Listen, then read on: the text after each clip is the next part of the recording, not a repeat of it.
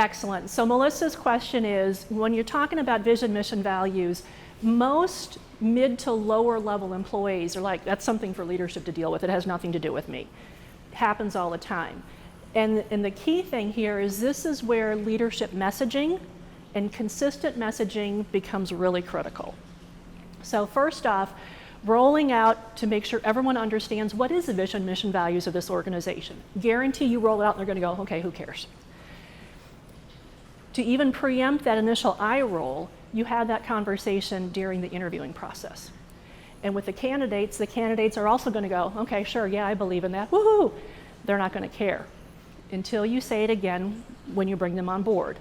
And then they start going, they talk about vision, mission, values a lot here. Then when they're on the job, and if there's a performance issue, and you say, part of our values is to be open to feedback to perform better. And so when I provide you feedback, you get angry with me. Melissa, how is that in line with our values? And then in your head you're going, holy crap, they really talk about values here. And these little repetitive drops of the term vision when it's appropriate, mission when it's appropriate, values when it's appropriate, you start these breadcrumbs of people going, this really matters.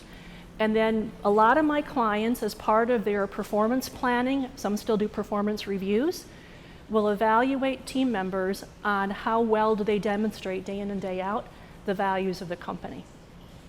So how are they behaving? How are they developing others? How are they interacting? How are they bringing themselves to work?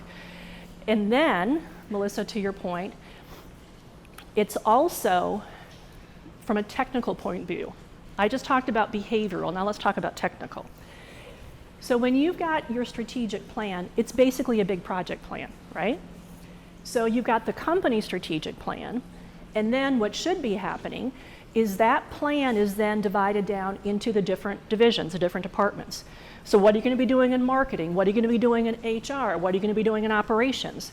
And then as the department heads, division directors for those different departments, you've got to lay out with your team the plan of what you're going to do in HR to help move the organization forward over the next 3, 4, 5, or 10 years. What you then also should be doing as a department head, manager, leader, with every single one of your employees, given the position you have, what does that mean for you and your position within our department over the next 3, 4, 5 years? So when you do your performance planning, your goal setting, you're tying your recommendations for training, for certifications, for skill development, to what not only does a person need now to do their job, but what do they need to do the job as it will morph and change and grow given the strategic plan. And then you evaluate them on that. That ties them to the plan.